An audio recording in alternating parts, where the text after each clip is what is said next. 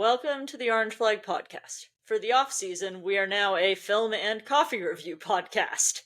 I'm Nicole. I'm Austin. I'm Aries.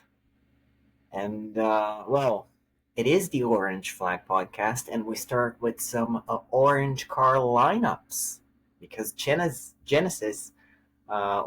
we already knew what the 6 full-time drivers would be for a while, but then they finally announced this week what the actual crews would look like. And so the car numbers they picked are giving very 2015 Porsche LMP1 team vibes. So that's interesting. We have car 17 with Andre Lotra, Mati Jobert, and Pipo Derani. And car 19 with Danny Hunkadea, Matthew Gemini, and Paul-Luc Chatin. Yeah, there's some question marks about how they got to where they got, but I feel like it's going to be interesting. Yeah, you could say that again. I think the biggest thing that a lot of people noticed right away when this announced was you've got your 2 development drivers for your program in the same car, and then you have your 2 newest additions to the team in the same car. It's a choice. So, my answer to everything now is their driving styles must just work together, because that's what Kevin said is the reason people are teammates. So that is my answer to every confusing teammate lineup for the rest of forever. But no, I mean there has to be some reason that Andre and Jam couldn't be together. Like, maybe they both know that they needed such different things in the 963 that them as teammates wasn't going to work. That was the first thing that came to my mind, because, like, obviously in my mind you need to keep Pippo and Jam out of the same car. Andre and Jam, having driven the same car in the past, albeit separately, you have a baseline for the 2 of them potentially needing wildly different setups. So that could have been an immediate non-starter. Like, as soon as they were like, hey, we're signing Jamine, Andre's like, I straight up cannot get my setup and his setup to work together. That could be that's the only reason I can see for the lineups they did. Yeah. I will say, when you look at both of their times at PPM, there wasn't like crossover of them in cars together, so it would make sense. But then also, even like when Jam did his test in the Genesis car, he said like he's had to kind of adapt his driving style for it a little bit. So it could well be that. I think, though, a lot of people kind of did expect that lineups were in some way going to be like Jam, Andre, PLC, Pipo. But obviously there's reasons that probably just did not work out. Yeah, and then I feel like, obviously, we've already hinted on this, but I feel like the main reason why Pippo and GM are not in the same car is because they're going to be teammates at Brian Herta in IMSA in 2027. Just throwing it out there, because who else would it be besides BHA? But I don't really see another logical explanation. So yeah, you've got 2 IMSA drivers on your team. It's gonna be those 2. And also, I don't see them sending PLC and Andre over I was here. like, I don't think it's gonna be the other 2 in the car, and then I don't think it's gonna be Danny or Mathis, just because, you know, the guys with the least amount of experience, probably not gonna be them.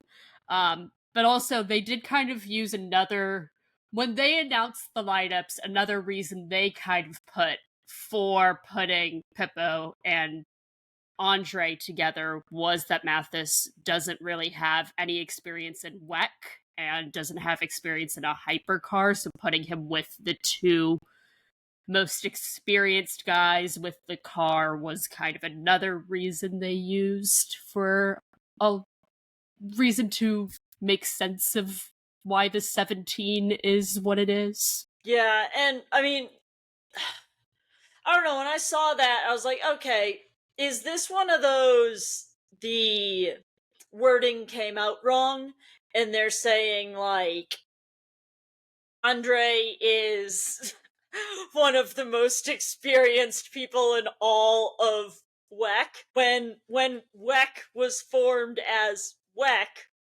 Andre won the first WEC title. Yeah. So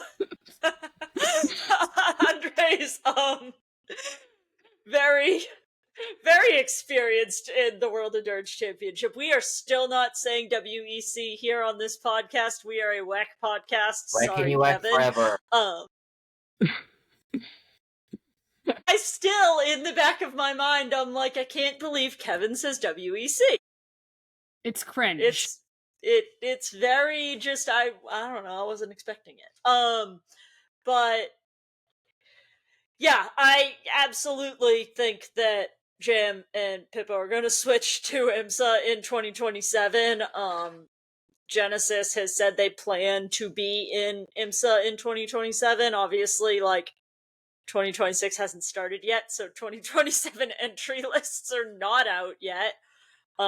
Imagine if we could see, though. We can kind of make connections already, assuming nothing happens in 26. Of at least two of the drivers. I've got my great ideas. Just make Genesis PPM ideas. Yeah, I was gonna say, we literally already came up with one. Love my make Genesis into PPM idea. I feel like because it's fantastic. I feel like it would work wonderfully. I love it. When we wrote the snark for this week, I feel like we missed the opportunity to add wargaming lineups to coffee and film review, because that's something we also like to do. We do that on season too. Yeah, we do that all the time, and also just like regularly. I feel like during the episode, we just like come up with a new war game. Half the time, I find a way to somehow make a Cam Jam war game into the episode. Last time, it was the Genesis PPM wide one. I feel like that was the best one yet. We'll find another. The Genesis PPM one? Yes. Well, that's because the best. It's the best, but it also is literally just like using bits we already have. And just filling in other bits. Makes sense, you know? It's also a way to cope with divorce. Genesis is just like confirming more that they are PPM 2.0 with these numbers. I mean, that was Porsche, but yeah, same. Hey, they're just Porsche. Yeah.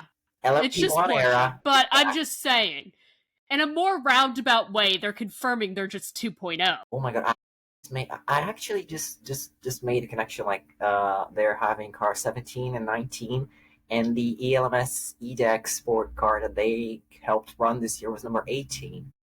Why did I just realize that? Numbers. Yes, the numerology prototypes. Math is hard, y'all. It is hard. Well, the WEC entry list came out today, Monday. Not all the drivers are listed on it, but some of the drivers are really obvious, even though they're not listed. I don't have my Manti shirt on because of the Manti lineups, but the Manti lineups look like they're gonna be pretty awesome. Apparently, Richard Leitz is hanging around. This poor man. He was gonna be done. And then all of the rumors about Chang Guven were correct. He is going to be in WEC with Manti. But then the names of the cars make it really, really obvious who the bronzes What do you are gonna mean? be. They don't give it away at all. You know, the DK Engineering cars, that one's going to be Yasser Shaheen, guys, and the Bend car is going to be James Cottingham. Exactly. Yeah. I don't know what you're talking about. The Kind of. bend car is definitely not Yasushi. But yeah, I mean, it's pretty obvious that James Cottingham and Yasuo Shaheen are going to be the bronze drivers. All I'm for saying, Manti, which is awesome. Talk about two fantastic bronze drivers. Yeah. Shaheen is kind of coming back home though, because he was there in 24, Yeah. wasn't he? Yes, yes, he was, and just need a break and then to come back. yeah, and then the silvers. I'm gonna go ahead and guess that Leeds is gonna have Para, and that I'm gonna do it backwards. And probably that Shaheen's gonna have Malikan. So I think it's going to be like Leets, Para, Cottingham, and then Guvin, Malikan, Shaheen is my guess. Yeah. All I'm saying, they missed. They missed. So Aries, you wanted silly wargame lineups. Here we go. I'm giving you really silly wargame lineup that they could have done because they missed the perfect opportunity. Okay, to make the bend car the most Australian car that they could have had. Okay, because you throw Matt Campbell in, and then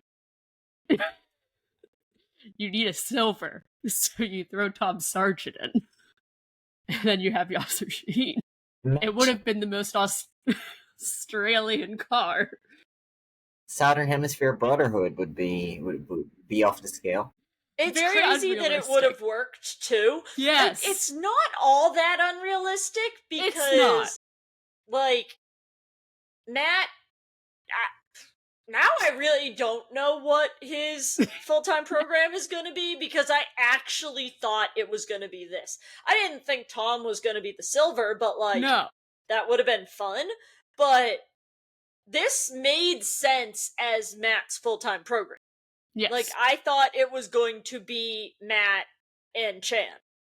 Like, I thought that was going to be the Manti lineup. No idea what Matt's main program is going to be now. Like, especially GT because World Challenge?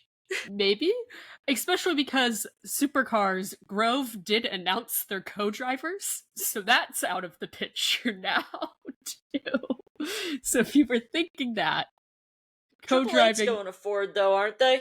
I was gonna say, unless it ends up that he goes to a different Ford team, because Triple Eight is switching, so it could be that. But the connection of everyone, like, the rumors of Grove, you can toss them out. I feel like people are only saying Grove because him and Kevin have driven for them before. Yes, which... But like, there's no reason. There's no, like, concrete reason that he would have to be with them again. No, like, and it could also, easily be Triple Eight. He's driven for Triple Eight. Yeah. It could work. Yeah. But I'm just saying, you know, I don't know what it's gonna be. Because I did think this was the one that made the most sense. For me, the thing that didn't make sense was I in no way thought Tom would be it, but I just really wanted Super Australia car. Yeah. The number of people that I've seen pointing out, like, well, Kevin was in the Penrite car, so that means that PPM has an association with it. No, it doesn't! And that is not a reason for Matt to be... Kevin racing in a car is not a reason for Matt to be with that team. Also, Matt has raced with the team too, so, like, just well, they weren't even using that. Just because Kevin has doesn't mean Matt has to, but also and it doesn't just mean PPM has an association with them. Yeah, but also, if you want to use a logical reason for why to make the Matt Grove connection, use the fact he's raced for Grove multiple times. Not that his teammate has. Right? Just plot twist. Matt and Kevin are both doing supercars. You know, I'd be here for it. I'd be so here for it. Hello, Ford. It's going to be so late season, and I'm going to have no money left after going on my Watch Kevin do race cars in America expedition, but I'll figure out a way to watch Kevin do race cars in Australia. Australia. Yeah, I will say, if you want to add more cars that unannounced drivers, but it's very obvious who's gonna be in the cars because of the names of the cars, you can add Corvette, because they changed the names of one of the cars. So the 33 is still TF Sport. The 34, though, is now Racing Team Turkey by TF. Basically, for Asian Le Mans, this is what Corvette is for Asian Le Mans. So most likely, you're gonna get the Asian Le Mans lineup for Corvette.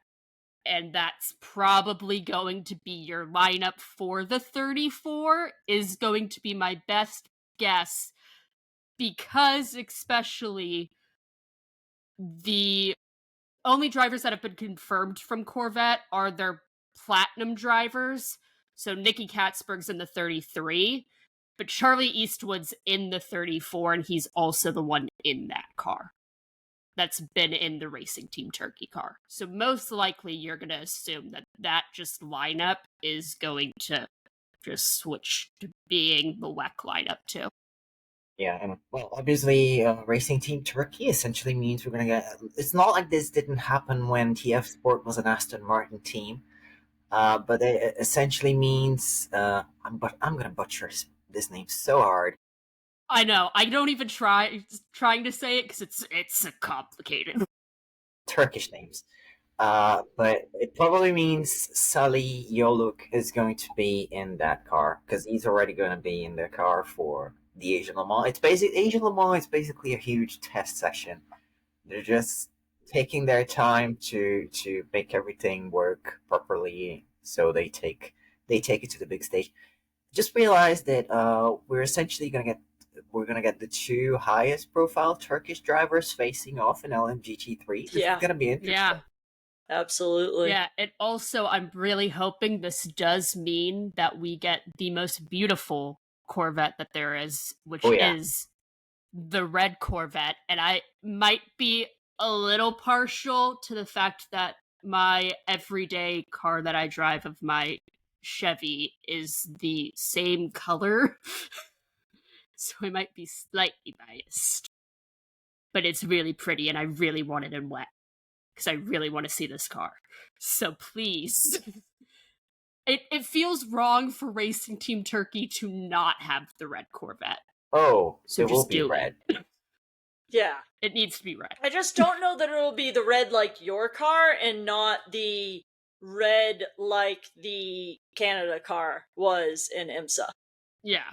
Because the one for Asian Le Mans is more like my car. So I'm hoping we just take the Asian Le Mans car. We bring it to wet. Possible. And it is funny that you say that Asian Le Mans Series is just like a warm-up for everybody, because we have two relatively big-name bronze drivers that are doing Asian Le Mans Series with a completely different brand than they're doing WEC. Yeah. So, like, Yes.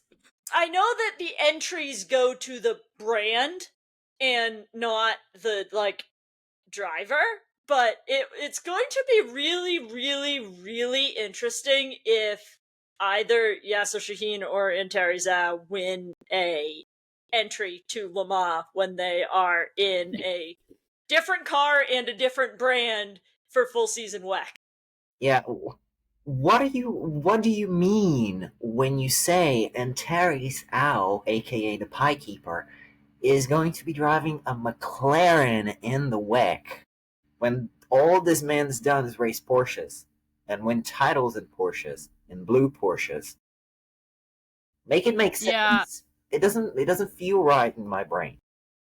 I'm just saying right now, I can't picture the man in papaya. I don't think he's going to be. He Is the said- thing in I his think post. I know he said in his post, but I think that was more like, hey, I'm going to be with McLaren. I think he's still going to run his colors. But also, You know? I do kind of want to see him in Papaya just to be like, what is this weird combo? Especially since McLaren this year is a actual customer team. Yeah. Yeah. Like, I think it's more likely that he's going to run his colors than if it was him running a United car, because it's Garage 59 or whatever they're called. Yes. They are. I still want to call them United. Like, Yeah. it's really awkward. But yeah, because it's truly a customer team. It's not like a pretend customer team like United is, because like obviously McLaren and United are run by the same person. They're run by Zach Brown. Yeah. So Yeah. like that's not really a customer team versus this truly is. So I do think that it gives him a lot more freedom and leeway to not run a papaya car if he doesn't Mm-mm. to run a papaya car. I still think there will be bits of it, but I feel like that's going to be an up to him thing. You get a lot of freedom as a bronze. I was Yeah. gonna say, You're the you know one what it paying for the car. Yeah, but you know what it makes me think of? Aries, I feel like you might know where I'm going. This is more an IMSA example. Pafaf. Yeah. And the player and it not being plaid car. Oh, It was very loosely, if you looked at the right angle, there was plaid, but there really There was some wasn't plaid on it. no, I mean, I don't think they fought that all that hard, though. I think they were like, hey, somebody's giving us a car since we, kicked Porsche to the curb. We're gonna do whatever it takes for them to let us drive their car.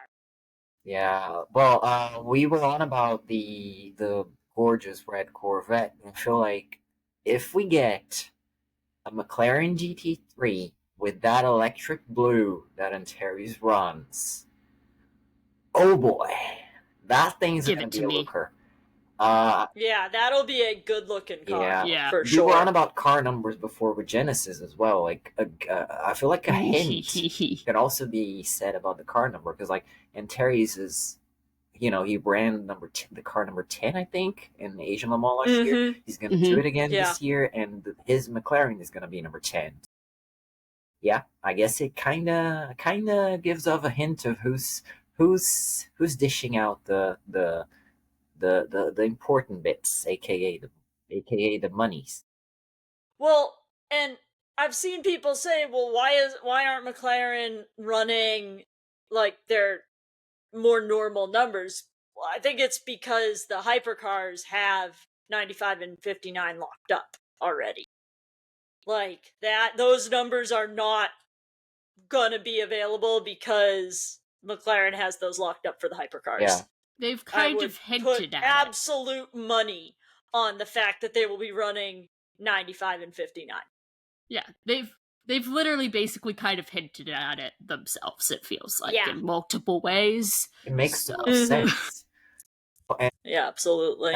still going on about car numbers, because I do love silly details.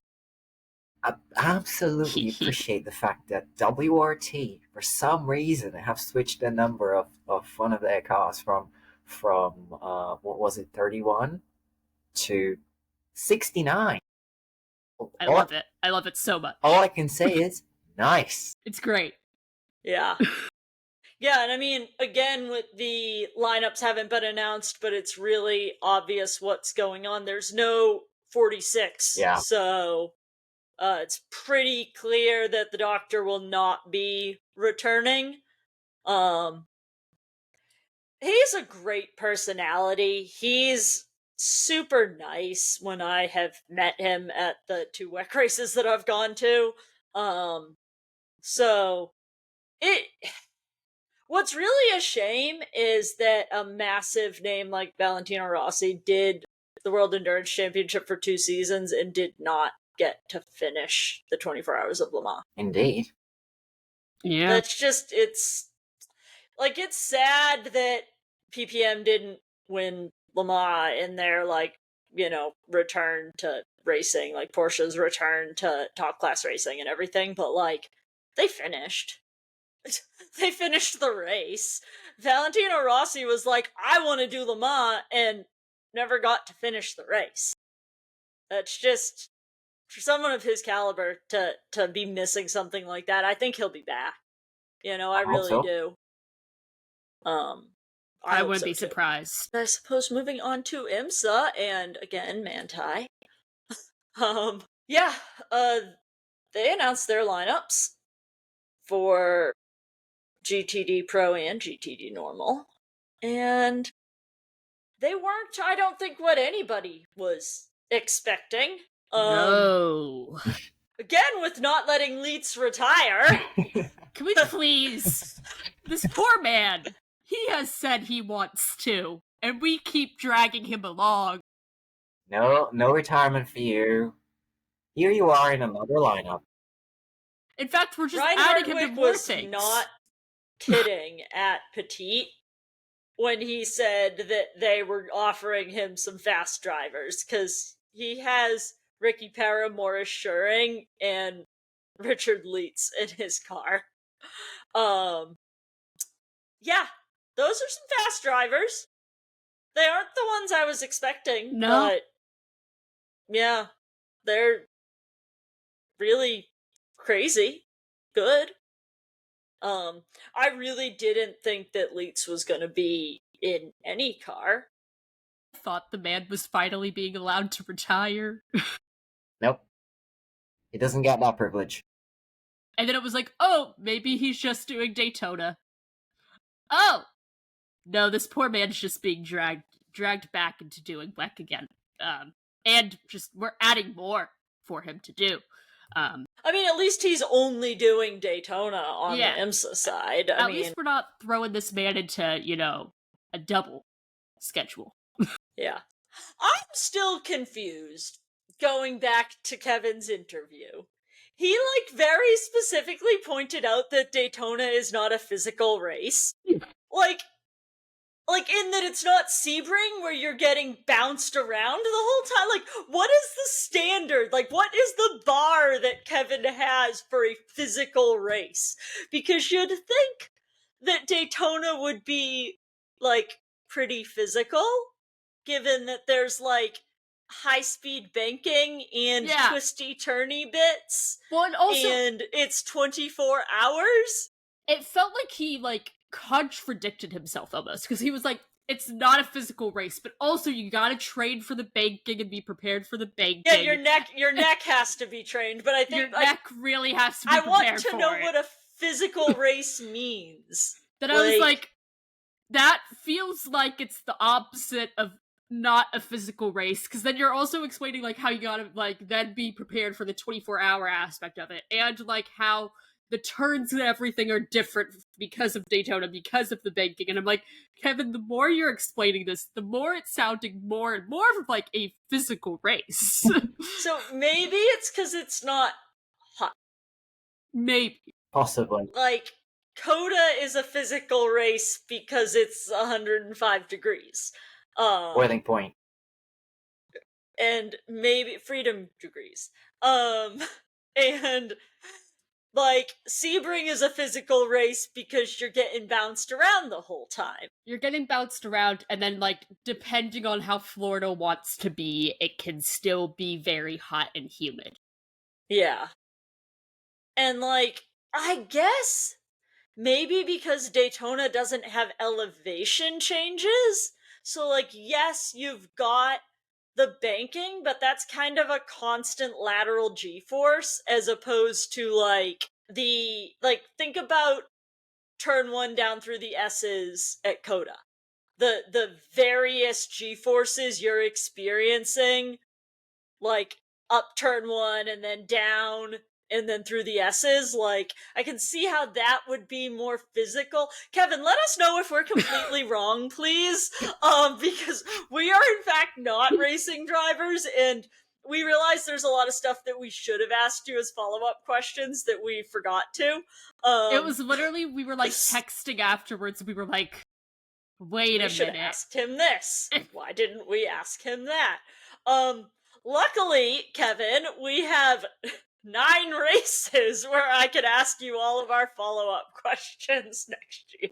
Maybe 10 if I go to Suzuka. I was all of a sudden trying to do math, so I was like, how are we getting 9? I'm tired.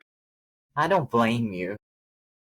But yes, drinking game because Kevin is not in the Manti notes at all. Time to get tipsy. Should have maybe, possibly, in my opinion, been in the GTD Pro lineup.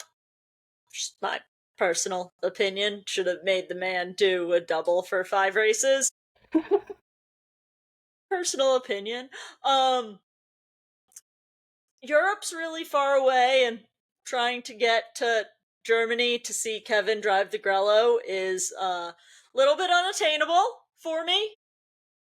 I'm gonna try and do it this year, but little unattainable, so I would have really appreciated if Kevin had been in the US Grello lineup. He's not.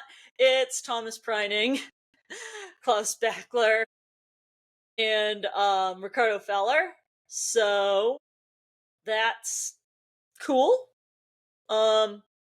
No, it's an awesome lineup, even without Kevin, which is what I wanted. I'm kind of surprised to see Feller in there. I don't think anybody expected to see him be announced for that program out of all possible programs. I think that Porsche want to use their, new partnership with Land in DTM for younger drivers, like less experienced drivers, will say.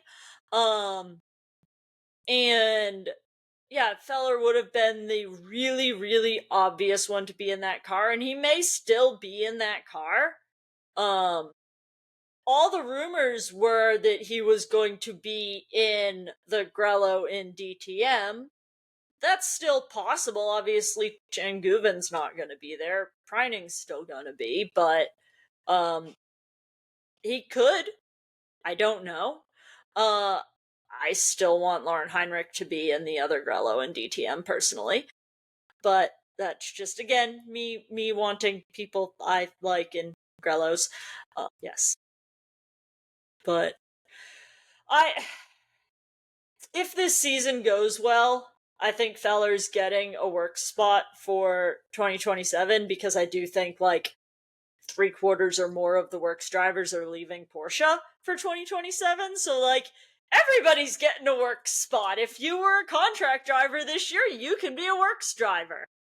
Because everybody's going to leave, because the 963 program's going to go away. We don't actually know that for sure. That is not a confirmed thing, but it's just what I think's going to happen. Yeah. It's just kind of obvious.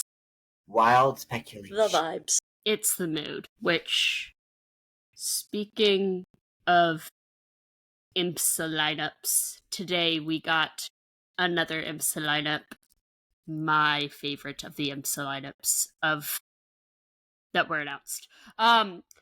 Wright was announced. Telling Matt that he's not your favorite lineup. Okay. Message him right now. My favorite of the GT Dear lineups. Matt.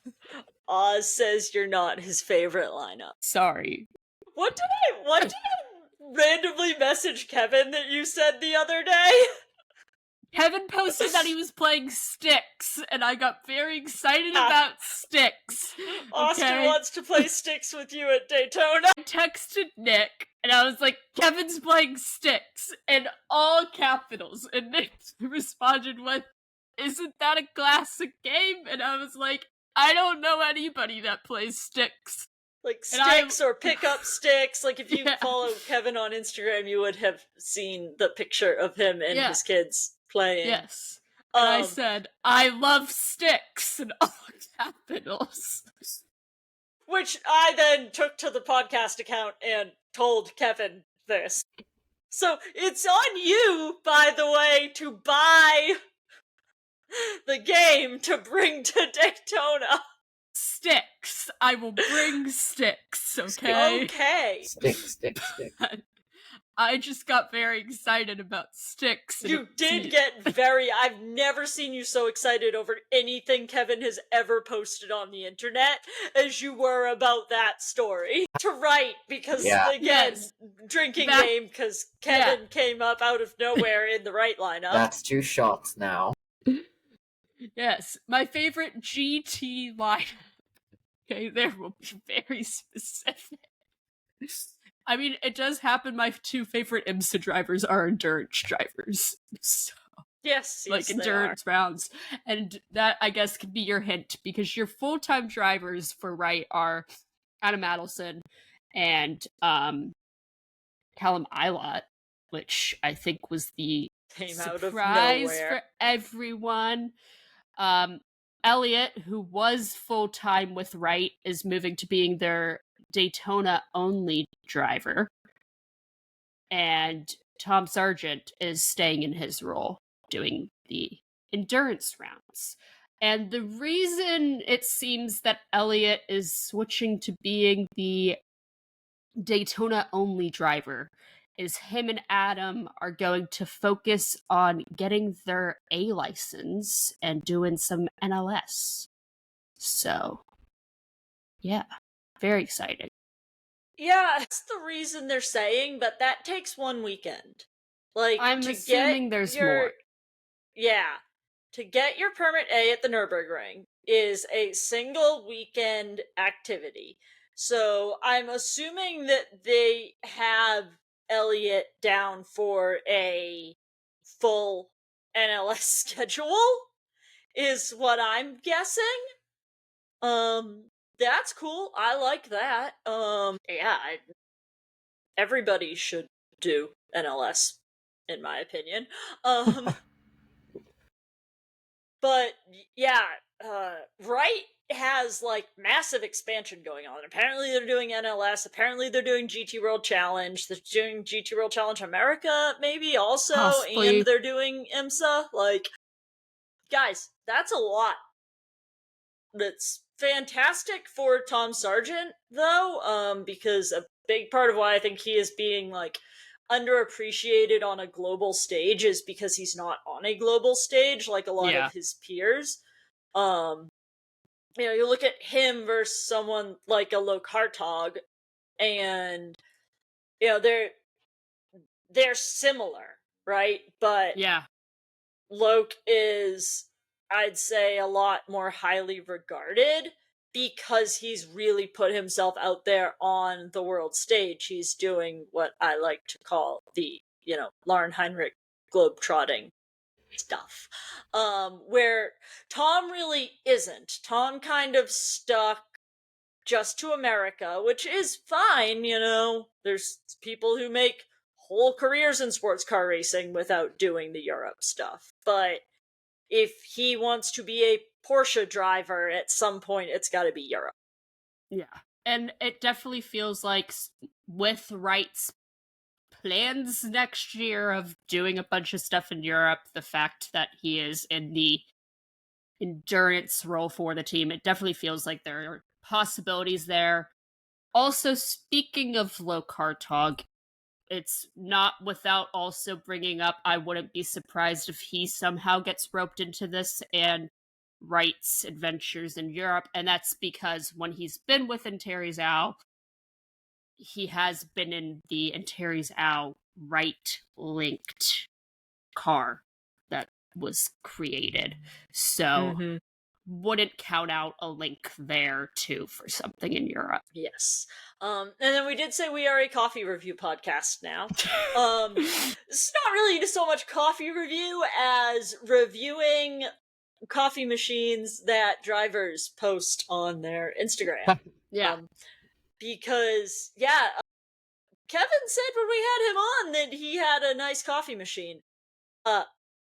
Kevin, a $6,500 coffee machine is beyond nice. I thought that I had a pretty okay coffee machine because I have a $200 coffee machine.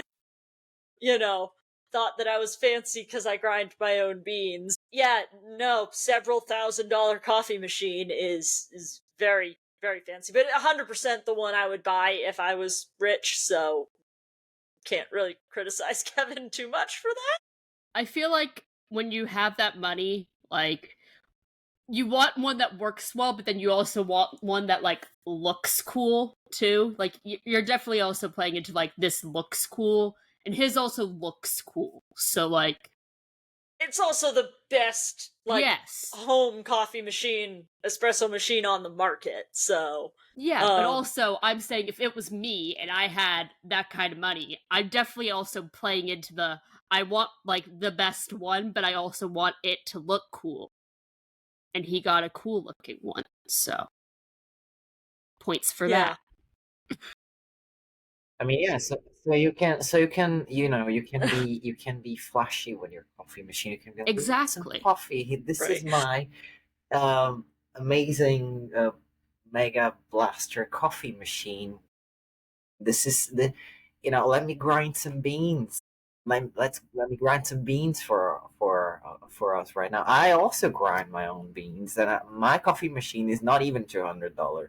It's not even worth $200, and it's old actually. And I thought that was fancy. So imagine my surprise when I learned that there are some coffee machines that are in the 4-digit scale in terms of dollars. When you convert that to Brazilian currency, you have something that costs the price of a small car. So nice. Yeah.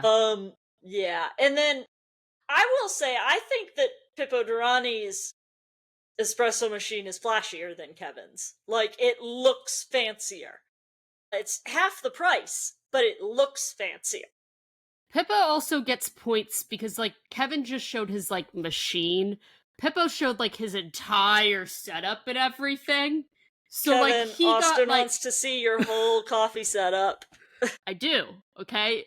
Because I can judge Pippo on the fact that I could see his Sir, whole you started setup. drinking coffee like 2 weeks ago.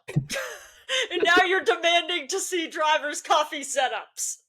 Yes, because, I gotta judge the whole thing.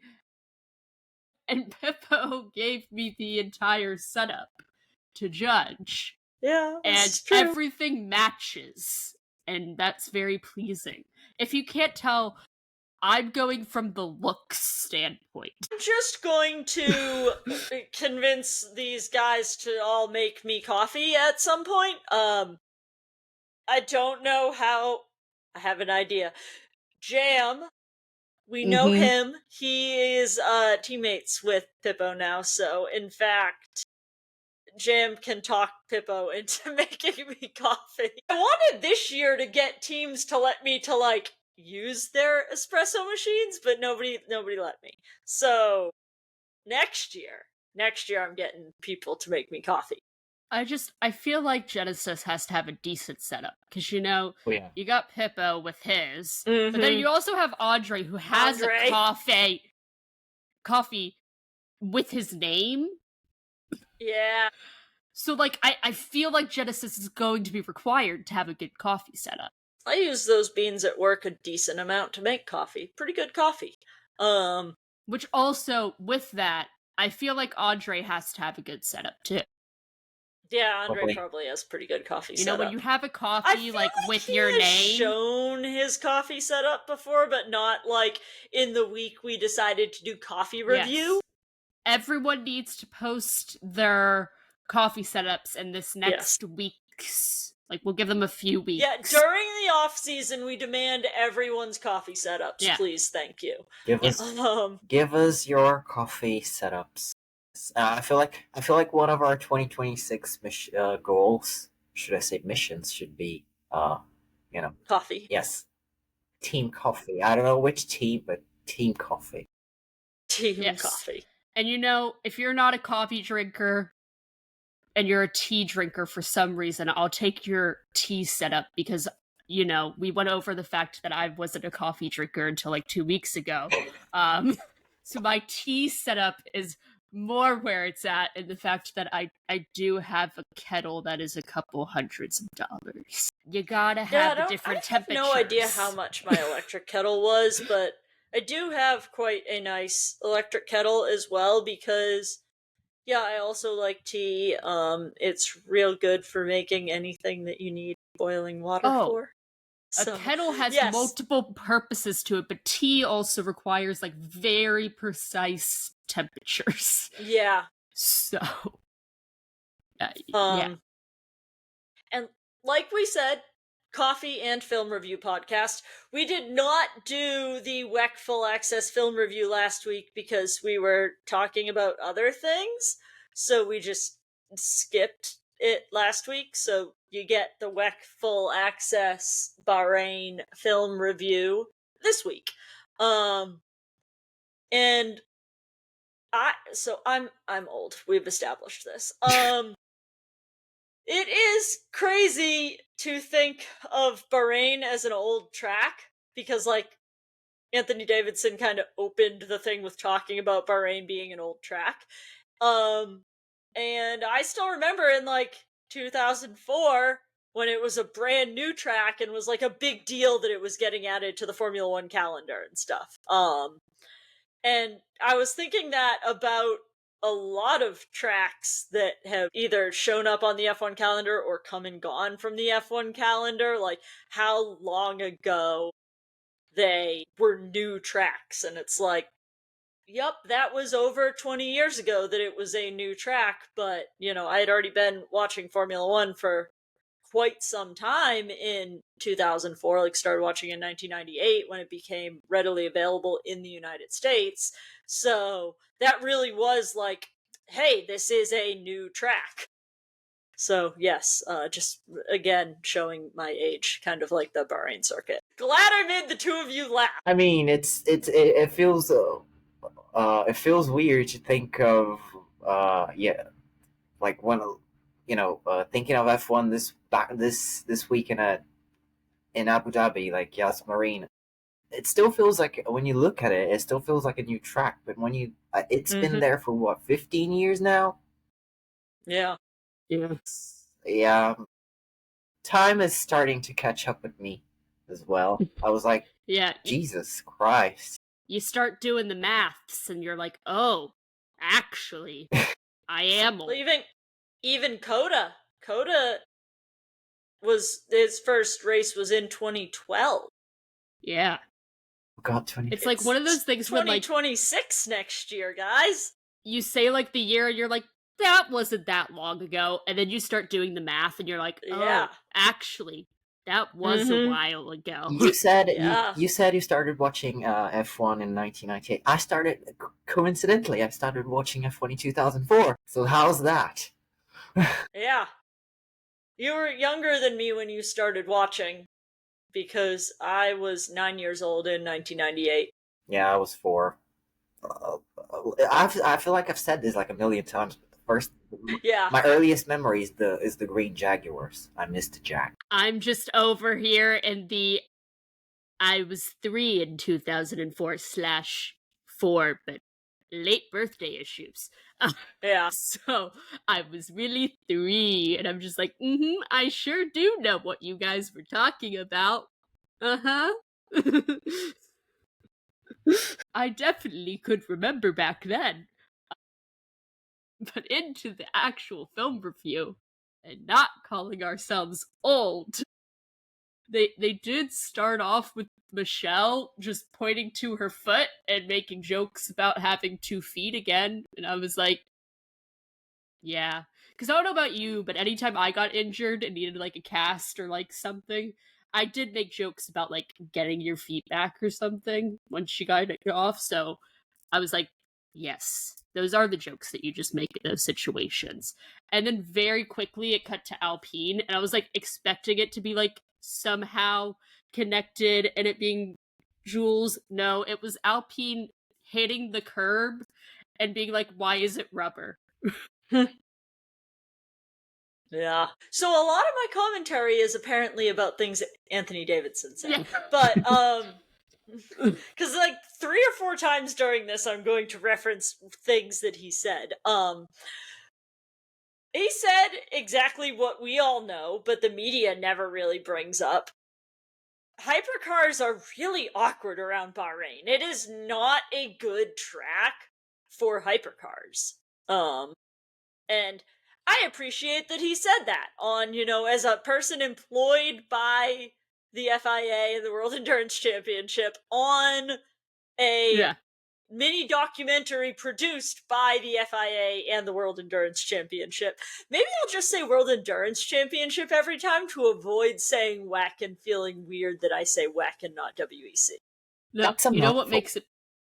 Yeah, It that's a is. mouthful, one. But two, you know what made this better was him wearing the FIA shirt while Yes. he was saying it. Yes. But, yeah, they are incredibly awkward around Bahrain. Bahrain is not a good track for them. It should not be there. We should get a better track for the finale. Hit me up. I guess the ACO and the FIA should hit me up. I have some pretty amazing, fantastic schedule ideas. I don't care. Bring Sebring back as the season finale. I don't care. Do 2 races in the USA. I'm so here for bringing Sebring back. Bring Sebring back. You don't need to pair it. You don't need to pair it with the 12 hours. Keep that in March and just do your own thing in November. Like, guys, it's another opportunity for race fans to go to Sebring. So, get on it. And don't bother with going. Don't bother with going to Bahrain again. It does feel awkward.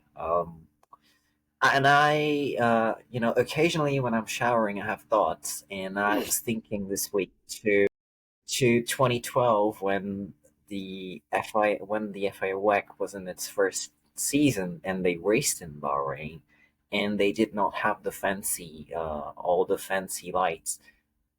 I was thinking it's silly to have that as a, night race and use the it was a very random thought and use the full lighting like in Qatar and in Bahrain. Like, you have cars with headlights, so maybe dim the lighting a bit. Make it like an actual night race, like a classic sports car race. Just getting that out of the way because I was thinking about it earlier. Very side rant. Yeah, very side rant. Sideways lighting. Sideways as a drifter, but I had to say it. It's valid, though. I am here for it. Darkness. And then, moving on to the track walk. Yeah. First thing is Cadillac, and it cuts to just Earl and Jensen. And Earl having to educate Jensen on what corner they're in. They were being hilarious there. Like, that was just the funniest banter ever. Like, and then, do we go right or left here? And it's clearly just a sweeping right turn. And then they're joking with, like, the team personnel that they're with about, like, do you guys know where we're at? Like, in what way we have to turn? And, like, it just became a whole thing about, like, the layout of the track and knowing where they're at. And it was great. It's clearly the outer layout. Yeah. That would improve Bahrain. Run the outer layout. You read my mind. That would, we don't even, I mean, yes, please move it to Sebring, but if we really have to stick with Bahrain, I think my dad actually said this. Run 4 hours of it on the inner layout and 4 hours of it on the outer layout. Imagine this. We're in the halfway. Whoa, we're halfway there, living on a prayer. And we're switching the layouts now. We're switching layouts. But just swap right now. That would be incredible, though. Like, that would be great.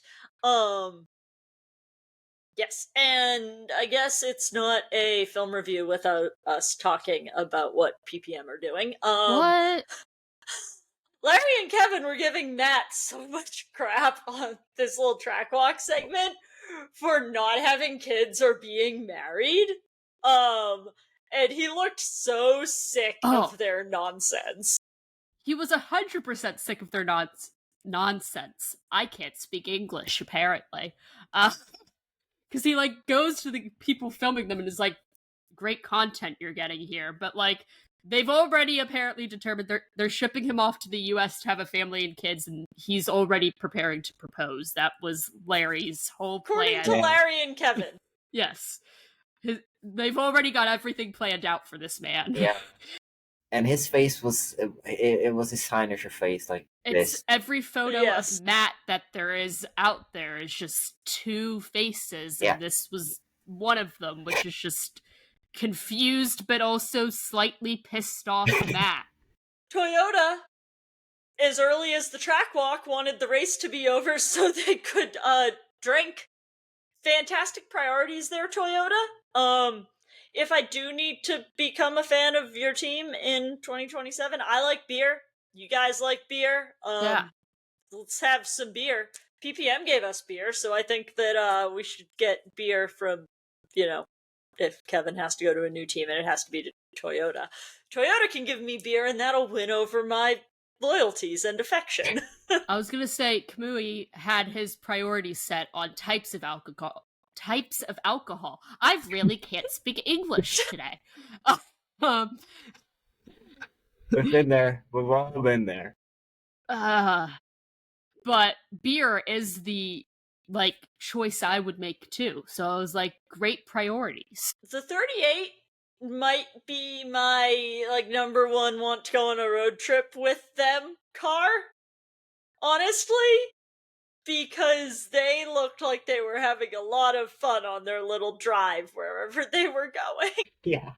It was chaos, but also it was like the dynamics of Seb was Jensen and Earl's dad, was the vibes that it was giving, and it was his two kids just annoying him. And really what made it even better was you really couldn't see Earl because Earl's in the third row and just, like, slightly peeking his head out. Thank you, Shay Adam, for that video, because I noticed that it said, like, little copyright Shay Adam in the corner. So, like, thank you for providing that video to full access for our viewing pleasure, because that was phenomenal. Yeah. That was fantastic. Let's see. Onward to race day, which, again, Kevin and Larry giving people crap, because I guess that's what they do. That's totally what they do. We know this. They've literally given us crap, both of them. So I was gonna say, we should not actually be surprised that Kevin and Larry are giving people crap. But they were giving the camera person crap about having to walk backwards. And I thought that was funny. Yeah. I will say, if we've learned anything, it's that Kevin loves a good roast, considering a decent amount of his episode was just him roasting us, roasting his teammates. Did not expect to get roasted by Kevin Estra, but here we are in a world where that happened. Yes, roasting the entire state of Florida, roasting all of America. There was a lot of roasting. There was a lot of roasting. So it really roasting. wasn't a surprise. I will say, though, as somebody who my job for a decent amount was having to walk backwards and give presentations, I will say it does take some skill. So I do feel for this camera person. Would you like someone to hold a mirror in front of you and you have to walk backwards like Kevin was suggesting? No, but I'm saying I felt that camera person in that interaction because I used to get comments like that from guests all the time when I was having to do tours and was walking backwards, and people were like, you're really good at this, or then they would make the, like, do you want us to tell you if somebody's coming sort of comments and everything. So I was like, I feel this camera person struggle in this moment right now. And Kevin and Larry weren't the only ones roasting people, because Toyota was walking by Ferrari and just yelling out random Italian food words like ravioli and spaghetti. Pizza? They said pizza multiple times. They did say pizza multiple times. I mean, what can I? And What can we say? It's a superior kind of food. So repeat it it all you is. want. I will say I made the mistake of watching this like right before I was gonna have dinner, and my dinner was not ready yet, and it was making me hungry because they just kept raffling off more and more food items. And like throughout the episode, there's multiple times that food was just brought up, and I was like, I need my food to be ready sooner so that I can have dinner because I'm getting hungry. Well, it would not be a film review if I didn't mention the soundtrack at some point. I feel like it's written in my contract, so I need to mention it.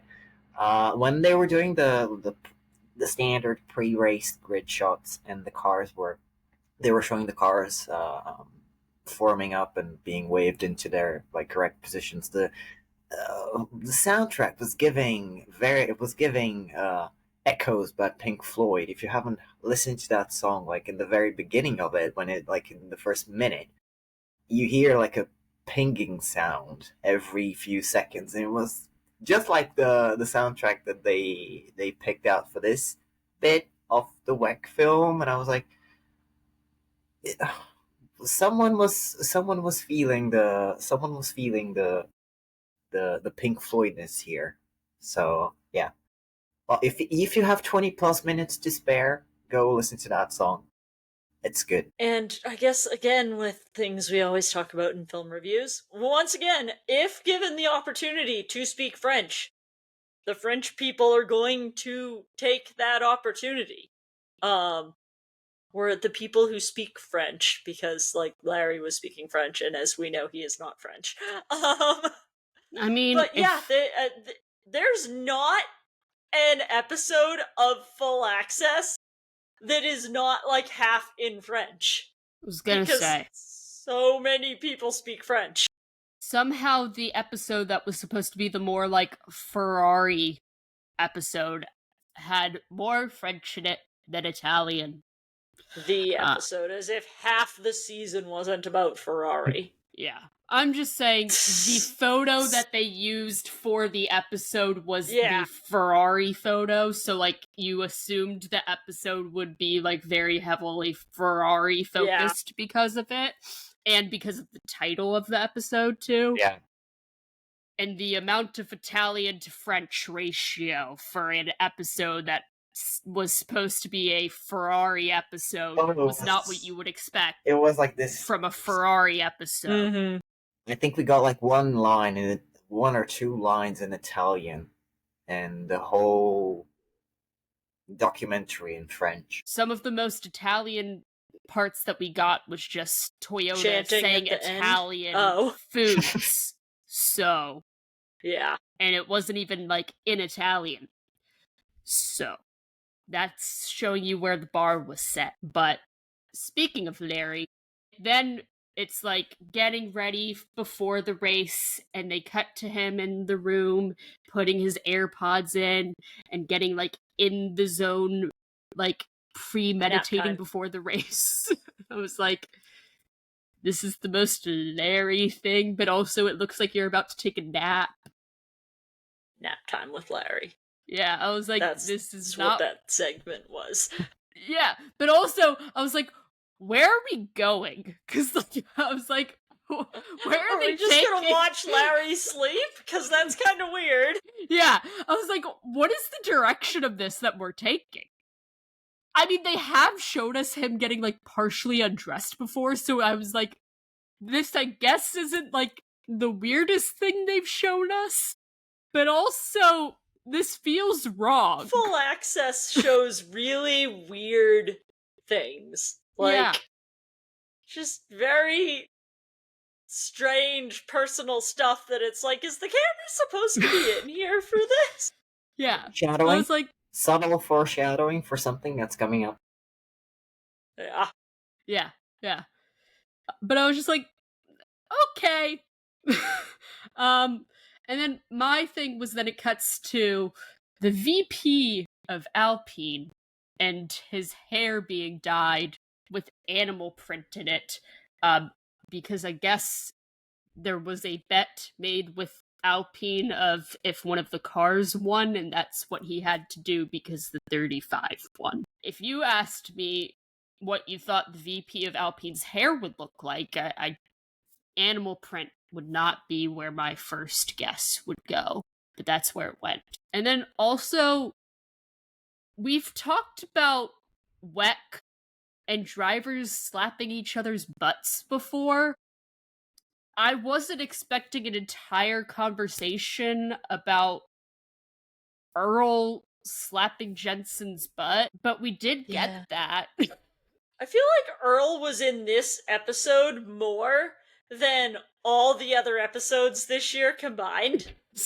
Like, this was just Earl Bamber's episode of Full Access. Because they had lots of, like, Earl talking to people as well.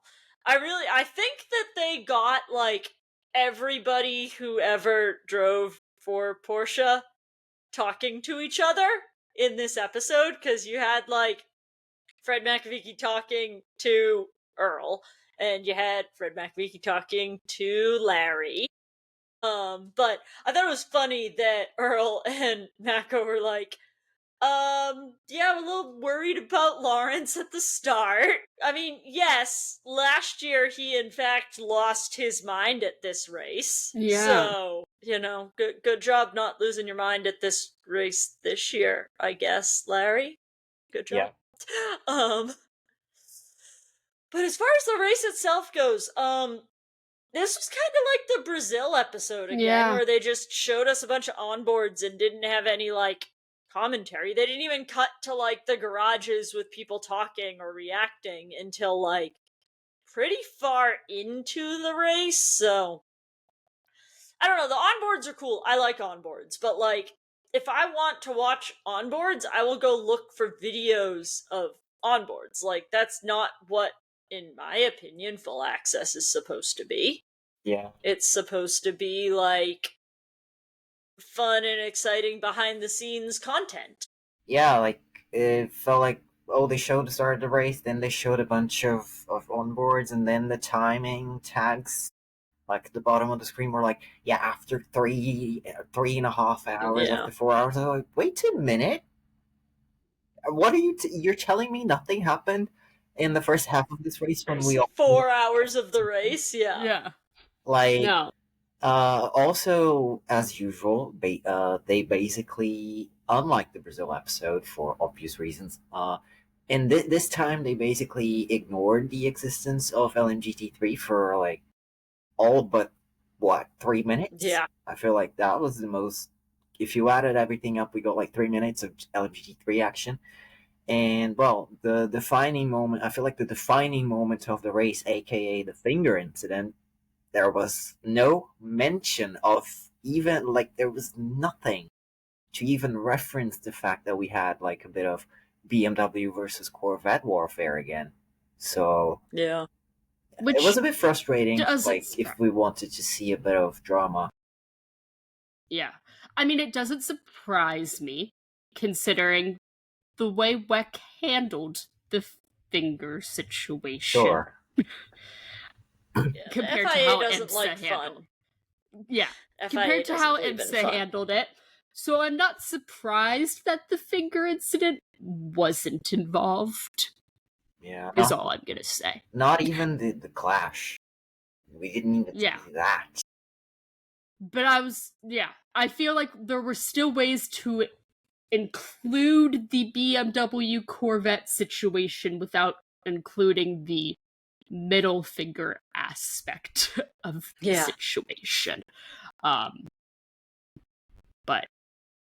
they didn't even do that. And I feel like the first time they actually, like, cut to, like, a garage, it was PPM. And it was Matt and Kevin. And the two of them couldn't have the most polar opposite facial expressions either. So even if you were trying to be like, what is going on right now in this race? I couldn't tell you, because Matt looks like he's, like, stressed for his life. Kevin looks, like, very happy, but also like he's scheming something. Kevin scheming something doesn't seem surprising, so... No. And Matt looking stressed and confused also doesn't seem surprising. But when you're both watching something going on in the race, having two completely polar opposite reactions makes no sense.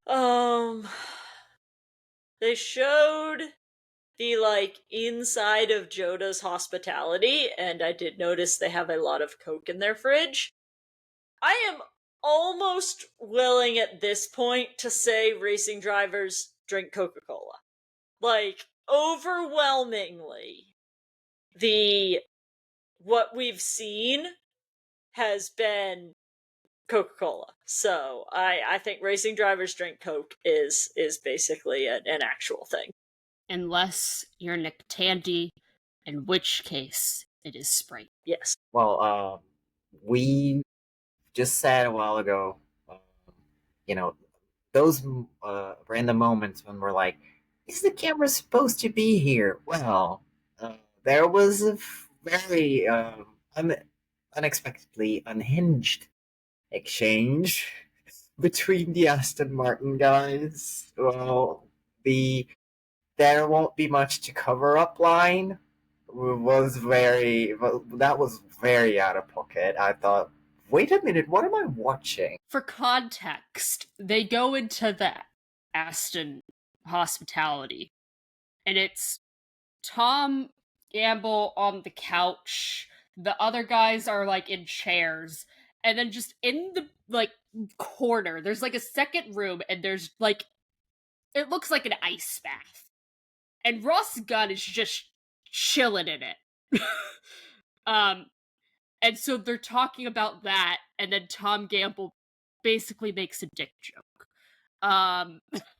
Which I will say, I'm not surprised it was him, because I feel like the most unhinged moments of Full Access this year have been Tom Gamble lines. Lawrence Van Tor saying that you're gonna have to pay money if you want to see him naked.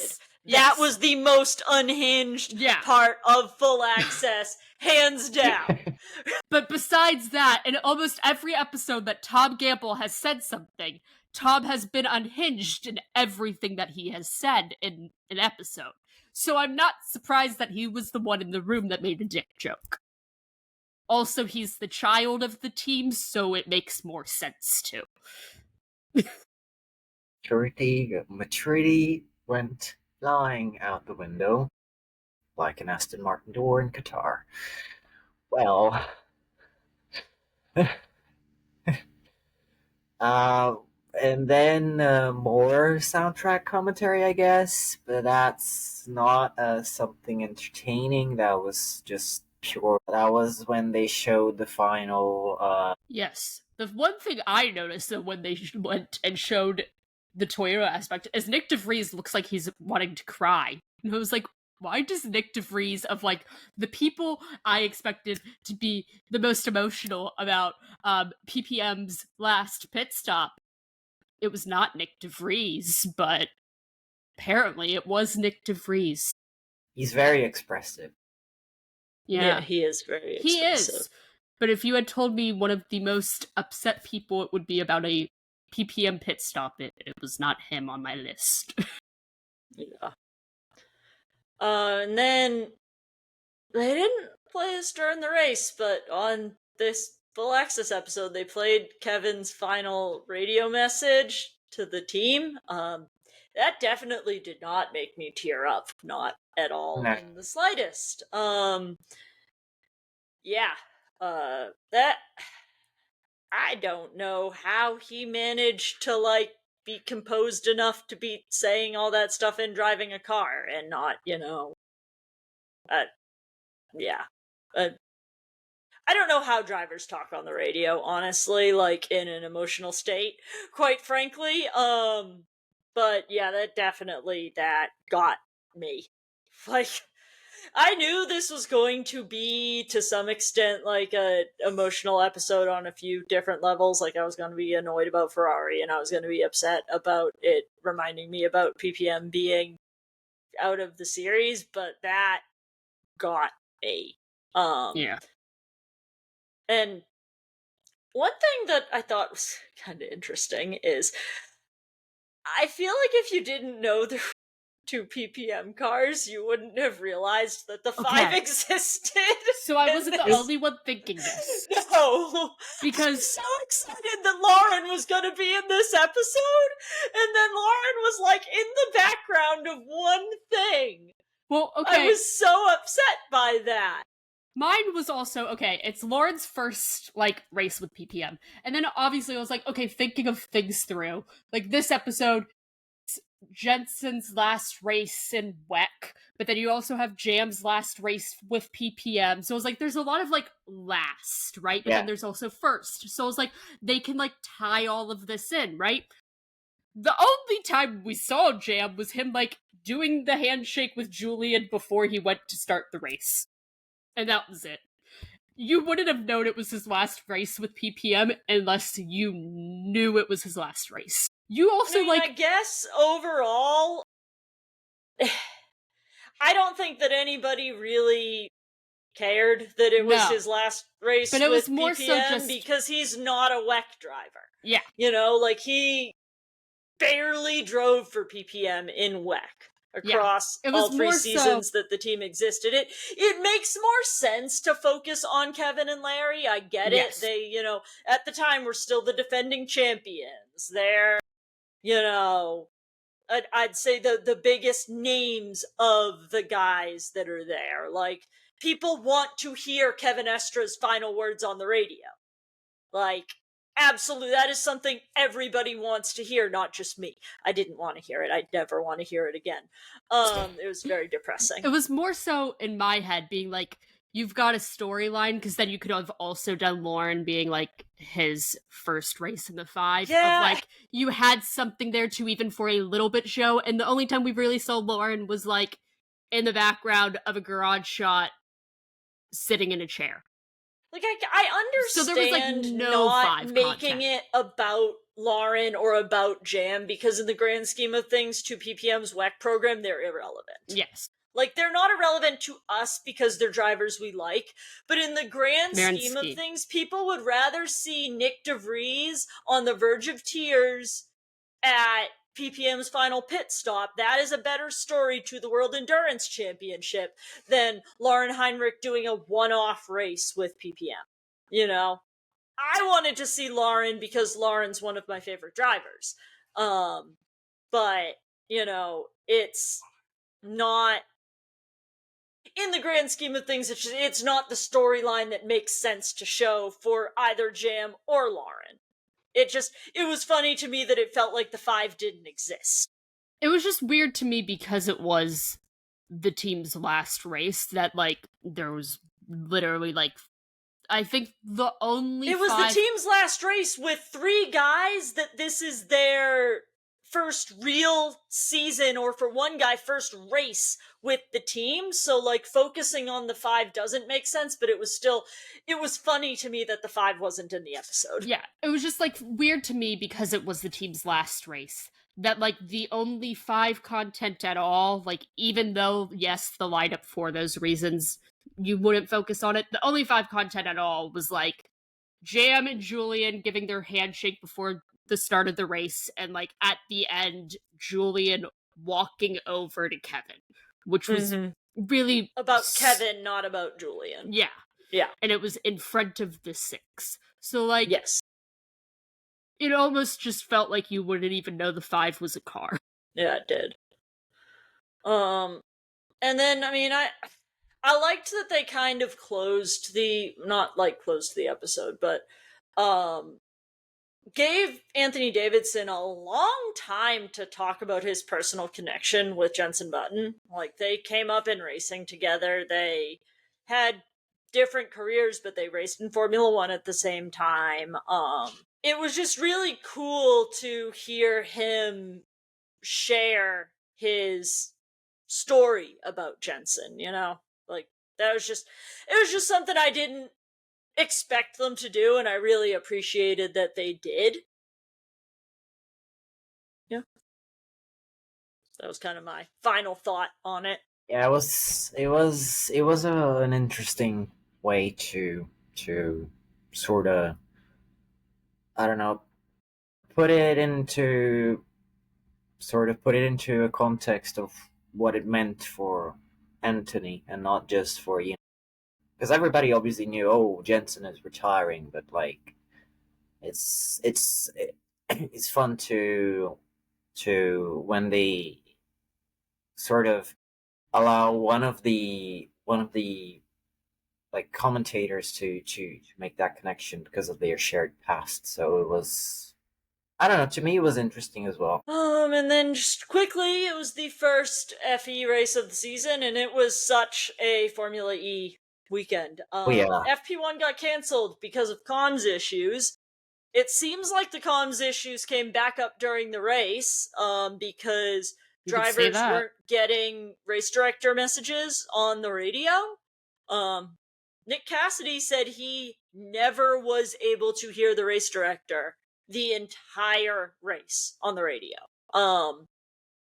That's insane, and it may or may not have played a role in a big crash that happened. And then after that crash, when the race had gotten red flagged, drivers brought it up that they had no comms. Restarting the race at that point, when drivers said that they could not hear race director messages, was completely irresponsible of FE, and like the race never should have been restarted with those issues going on. Aries, fix your country. that's your country. I love that.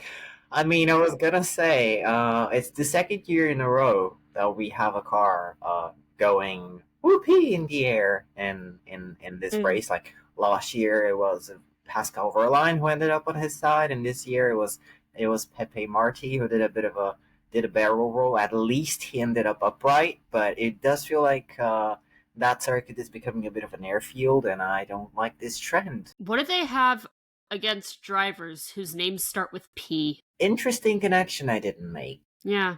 I just made that connection, and all I'm saying is maybe teams don't get drivers with P names if you're expecting good results in Brazil. Yes, I mean, assuming this race is even back for 2026. Yeah. True. But I'm just saying, if it is... Yeah, with the mess that it was, I wouldn't be shocked if it is not on the calendar for the 26-27 season. Yeah, especially like with the new cars that are coming that are quicker. Yeah, how much faster they're going to be. We don't want this kind of mess with a faster car. So Yeah. It's a recipe for disaster and chaos. It was Is basically all I'm gonna say. It was basically a 101 on how not to run a race weekend. Yeah, you can put it in bold, red font, print it out. This is directions of what not to do. And then it wouldn't be me if I didn't bring up the just quickly F1, because I'm a McLaren fan, but I'm also a Lando fan specifically, and he was crowned the world champion, so exciting. It was also just a very interesting race with all of that going down, so yeah, nice to see my driver as a world champion. That's my quick talk about McLaren. Well, at least we know he's gonna run, more number crunching. I feel like I'm becoming our official number guy. It's been announced that Lando is running number one next year, so yeah, I don't judge him. I would absolutely take that chance because when you never know if you're gonna be able to do that again, especially with the new regs. So, yep, number one stays in F1 with a different car. Yeah. It also, he gave an interview about it too, and I kind of liked his perspective on why he's deciding to change his number, because he did bring up about how he did contemplate keeping the number 4, but the decision to race number 1 wasn't just a personal decision of, oh, I may never get this opportunity again, but also my engineers, my mechanics, the guys who work on my car may never get the chance to work on a car with the number 1 again. And this is as much for me as it is for the guys who work on my car as well, and for them to get that honor. And I thought that was a very interesting perspective for it as well. Thanks for listening. You can find us on Twitter, TikTok, YouTube, and Instagram at Orange Flag Pod. On Twitter, Nicole is at Nicole on Racing, Austin is at Hendrik Claren, and Aries is at Aries_Alpenglow. Stay orange.